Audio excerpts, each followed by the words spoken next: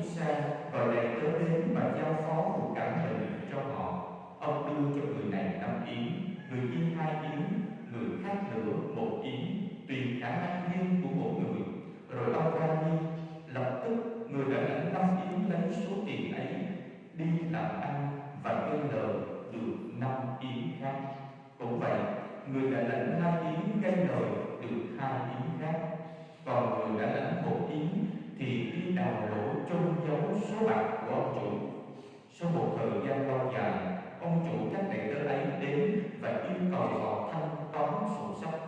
Người đã lãnh 5 yến liền tiến lại gần, đưa 5 yến khác và nói: Thưa ông chủ, ông đã giao cho tôi 5 yến, tôi đã gây lời được 5 yến khác đây. Ông chủ nói với người ấy: Khá lắm, anh đúng là tôi tớ tài giỏi và trung tín. Được giao ít mà anh đã trung thành thì tôi sẽ giao nhiều cho anh. Hãy vào và hưởng niềm vui của chủ anh. Người đã lãnh 2 yến cũng tiến lại gần và nói: Thưa ông chủ, ông đã giao cho tôi 2 yến, tôi đã gây lời được 2 yến khác đây. Ông chủ nói với người ấy: Khá lắm, anh đúng là tôi tớ tài giỏi và trung tín. Được giao ít mà anh đã trung thành thì tôi sẽ giao nhiều cho anh. Hãy vào và hưởng niềm vui của chủ anh. Rồi người đã lãnh 1 yến cũng tiến lại gần và nói: Thưa ông chủ, tôi biết ông là người hạ khắc, gặt chỗ không gieo, thu nơi không phải. Vì thế tôi đau sợ mới đem chôn giấu yến bạc của ông dưới đất. Của ông vẫn còn nguyên này. Ông chủ đáp: Anh thật là tôi tớ xấu xa và lười nhác. Anh đã biết tôi gặt chỗ không gieo, thu nơi không phải, thì đáng lý anh phải gửi số bạc của tôi vào ngân hàng, để khi tôi đến thì thu được cả vốn lẫn lời chứ. Vậy các ngươi hãy lấy số bạc khỏi tay nó mà đưa cho người đã có 10 yến. Vì phạm ai đã có thì được cho thêm và sẽ có dư thừa. Còn ai không có thì ngay cái đang có cũng sẽ bị lấy đi. Còn tên đầy tớ vô dụng kia, hãy quăng nó ra chỗ tối tăm bên ngoài. Ở đó người ta sẽ phải khóc lóc nghiến răng. Đó là lời Chúa. Lạy Chúa Kitô, ngợi khen Chúa. Kính thưa quý bạn, chị em và Phật tử thân mến, một trong những thi sĩ lớn của Ấn Độ đó là Rabindranath Tagore. Ông viết những vần thơ như thế này: Khi tôi ngủ, tôi mơ thấy đời là hạnh phúc. Khi tôi thức giấc, tôi thấy đời là lao động. Và khi tôi lao động, tôi thấy đời là hạnh phúc. Vậy thì việc thi sĩ Tagore gửi lên cho chúng ta nơi những phần thơ này, đó chính là lao động là điều hạnh phúc. Làm công việc này, làm công việc khác trong cuộc sống của mình, nó trở nên niềm vui và hạnh phúc trong cuộc đời của chúng ta. Đó là chúng ta lao động chân chính. Cho nên khi chúng ta lao động là lúc chúng ta sáng tạo, nó trở thành niềm vui sáng tạo trong cuộc đời của chúng ta. Không những thế, nó đem đến cho chúng ta những nhu cầu, những của cải, những vật chất cần thiết trong cuộc sống. Chính vì thế, giáo hội lại dành nó để chúng ta chạy đến với Chúa, xin Chúa thánh hóa và chúc lành cho những công ăn việc làm của chúng ta trong năm Tân Sửu này. Nếu chúng ta biết ý thức được điều đó, nếu chúng ta sống trọn niềm tin của mình, nơi việc chúng ta dâng công ăn việc làm của năm này, chúng ta dâng cái nghề nghiệp của chúng ta trong năm này cho Thiên Chúa, thì chắc chắn Chúa sẽ thánh hóa nó, Chúa sẽ chúc phúc nó. Chính vì thế mà hơn bao giờ hết.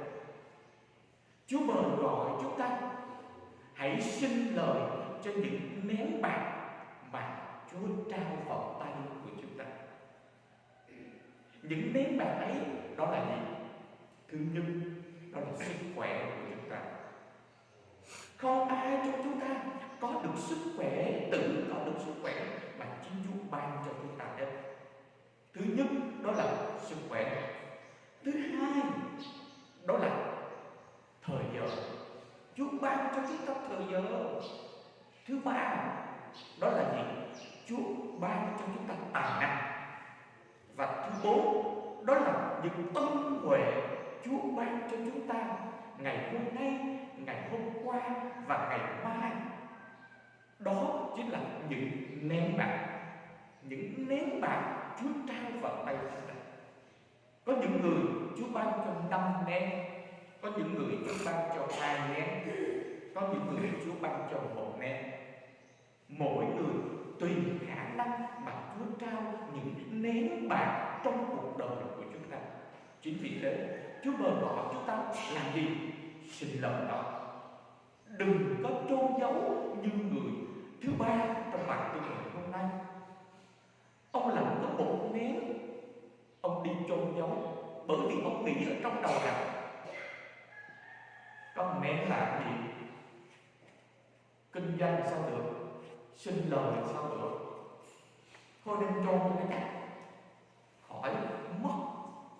Và đến thời đến buổi thì ta đào nó lên, trả lại cho chủ nguyên vẹn, khỏi mất, đỡ tốn và an toàn. Khi người lãnh 1 nén họ nghĩ như thế thì họ quên mất một điều rằng họ đang ỷ vào đời của mình, họ đang ỷ vào sức của mình, không thể làm được. Nhưng đừng ỷ vào sức của mình trong cuộc sống. Ta làm công việc này, ta kinh doanh công việc kia, đừng bao giờ ỷ vào sức của mình có thể thành công trên đường đời, thành công trên thương trường. Tất cả đều là ở Chúa. Nếu ta đủ khiêm tốn, đủ lòng tin, cậy dựa vào Chúa thì chắc chắn chúng ta sẽ thành công. Chắc chắn chúng ta sẽ sinh được cái nén bạc, cho dẫu nó có 1 nén trong cuộc đời của chúng ta. Chính vì thế ta xin Chúa cho chúng ta, nếu Chúa ban cho chúng ta được 5 nén, gia đình của chúng ta khá giả hơn gia đình kia, cuộc sống làm ăn, công ăn việc làm của chúng ta nó ổn định hơn cái gia đình kia, việc kinh doanh của chúng ta nó hơn cái gia đình kia. Đây là lúc Chúa ban cho chúng ta 5 nén, thì chúng ta xin Chúa đừng để cho chúng ta tự cao, tự mãn, tự kêu vì mình giàu có, mình được 5 yến, được 5 nén trong cuộc đời, mà hơn bao giờ hết tạ ơn Chúa vì Chúa ban cho gia đình của con có công ăn việc làm ổn định. Chúa ban cho gia đình của con, bản thân con được 5 nén bạc, tạ ơn Chúa với điều đó.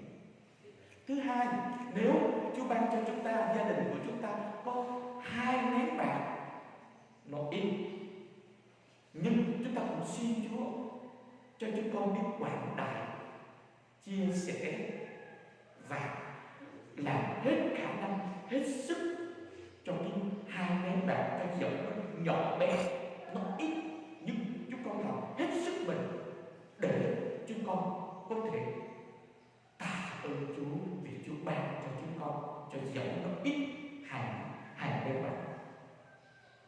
Cố gắng hết sức, làm hết sức cho 2 nén bạc đó sinh lợi.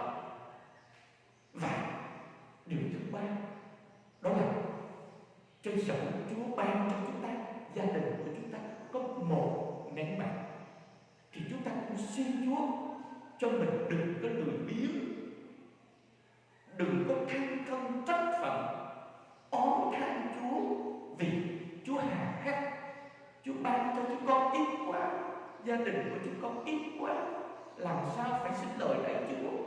Đừng, hãy biết tạ ơn Chúa vì mình có được 1 nén bạc, gia đình